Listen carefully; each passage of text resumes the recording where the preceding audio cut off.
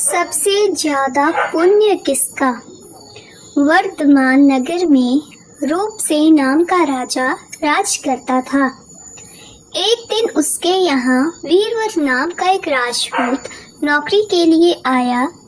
राजा ने उससे पूछा कि उसे खर्च के लिए क्या चाहिए, तो उसने जवाब दिया 1000 तोले सोना। सुनकर सबको बड़ा आश्चर्य हुआ। राजा ने पूछा, तुम्हारे साथ कौन कौन है? उसने जवाब दिया, मेरी स्त्री, बेटा और बेटी। राजा को और भी अचंभा हुआ, आखिर 4 जने इतने धन का क्या करेंगे? फिर भी उसने उसकी बात मान ली।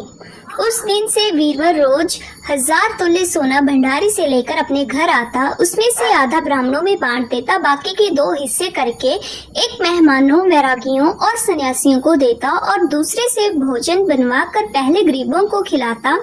उसके बाद जो बचता उसे स्त्री बच्चों को खिलाता, अपने आप खाता। काम यह था कि शाम होते ही ढाल तलवार लेकर राजा के पलंग की चौकीदारी करता।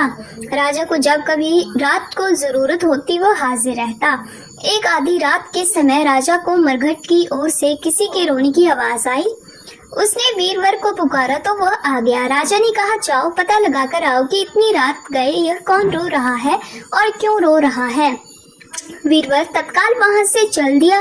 मरघट में जाकर देखता क्या है कि सिर से पांव तक एक स्त्री गहनों से लदी कभी नाचती है, कभी कूदती है और सिर पीट पीट कर रोती है, लेकिन उसकी आंखों से एक बूंद आंसू की नहीं निकलती। वीरवर ने पूछा, तुम कौन हो, रोती क्यों हो?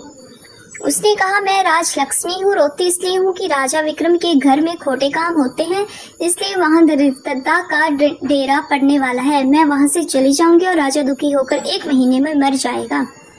सुनकर वीरवर ने पूछा, इससे बचने का कोई उपाय है? स्त्री बोली, हाँ है। यहाँ से पूरब में 1 योजन पर एक देवी का मंदिर है। अगर तुम उस देवी पर अपने बेटे का शीश चढ़ा दो तो विपदा टल सकती है। फिर राजा 100 वर्ष तक बेटके राजा करेगा।